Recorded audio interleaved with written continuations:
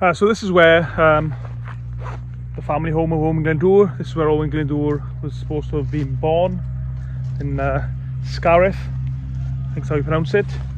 It's a bit of a nightmare again here because the road was closed, but I managed to get through it. So SYCHARTH, this is where Owain Glyndwr, the last Prince of Wales, or the last Welsh Prince of Wales, was from. There's the information there in English, and it's in Welsh if you prefer. So behind me, this is where Owain Glyndwr lived with his wife Margaret and his 11 children. It says 11 children on the information sign there. I thought he had 10 children, but perhaps it was 11. I guess they know, I suppose. And it's like a hilltop fort. You can just see there the rise is a really good spot to build a fort. Be easy to defend as well, the high point. Again, be able to see everything around him. A really good spot to defend. But due to his rebellion, which started in 1400, Owain Glyndwr's home here was burnt out by the English in 1405 by the Prince Harry, the future Henry V. So just gonna take a closer look. If you just see there, you can see my van. I parked in a little parking area there. You got the sign, and there's a stye here I can jump over, and we're gonna have a closer look.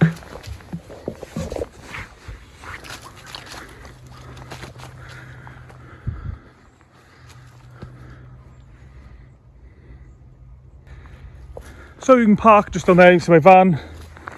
Just jump over this little stye here, and then go this other bigger stye to get over. And this is the former, or the site where Owain Glyndwr had his castle or his fort. You can see the land is risen there in the middle. Would make it a good position to defend. Have good views all around him. Let's go and have a closer look. So only when you start walking closer to this you realise, oh, it is quite steep. This would be, if you had to attack this position and if it was well defended, which you'd expect it would be, somebody like Owain Glyndwr, a nobleman, a landowner from the area, this would have been quite difficult to attack. I mean, I got to be totally honest with you, I don't really know much about this. I don't know if this is artificially raised up for the spot where Glyndwr had his fortress or his castle, whatever you want to call it. You can see it's very steep. Just going to try and do a 360 of it if I can. But Owain Glyndwr lived here with his family until 1405, which is 5 years into his rebellion, and his castle or his fort here was burnt down by the future King of England, Henry V, who was sent into Wales to try and crush the Welsh rebellion. As you can see, beautiful scenery all around us. Just times at 4 o'clock now, so the sun's going to be setting. So that's the point from another angle where Glyndwr had his fort or his castle, and like I said, you'd have had great views here going for miles, so it was a good position to defend. Considering Owain Glyndwr is such a historical figure in Wales, I'm surprised there's not a little bit more here about this. There's a couple of signs back there, but not really very much information at all, really. I know, like say in Ireland, for example, they really know to make the most of their tourist sites there. There'll be a lot more here if this is a famous Irish person from the past, just for example. I do feel Wales, when it comes to tourism, punches well below his weight. Because I mean, this is really interesting to see. I don't know if it's a visitor centre. I presume that's just a house behind me, or a farm building, so I don't think that's a visitor centre. I'm sure if this was Ireland, for example, so I go to Ireland quite a lot every year, they'd be making a lot more of this than just a couple of small signposts, which is a shame, but it is what it is.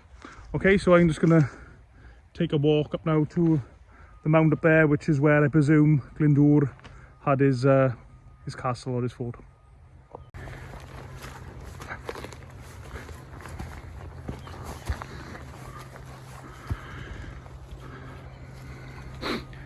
Very overgrown up here with these nettles and bushes, but you get the impression, I think.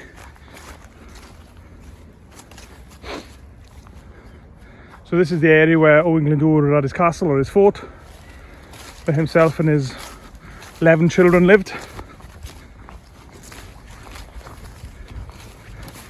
And again, you can just see the walls. I mean, I presume they're artificial walls down there being built.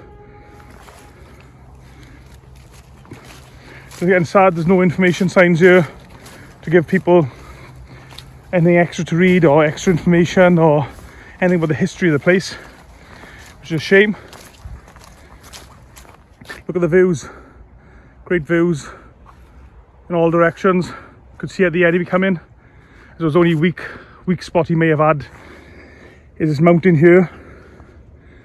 But I guess I would take some climbing from the other side, but it's still have a highway to climb, a fair way to climb from the bottom of the mountain up to here, so still it's not really that weak a point. As I was doing a 360 on top of this mound here, this raised part, I came across this gap here. I don't know if you can see it, where I don't know if that's been there for centuries, if that was the like official way in and out of the fort, of the castle. That's what certainly what it looks like to me.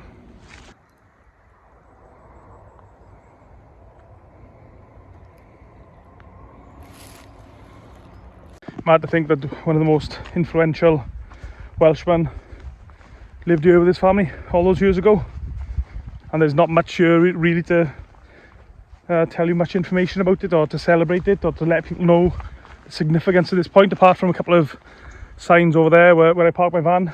There's nothing really here about it, which is a bit of a shame really. So we've got this map behind us, which I didn't really look too closely at when we were first walking up, but now having been up there, I can relate a lot more to this. This mount here is the one we just walked across.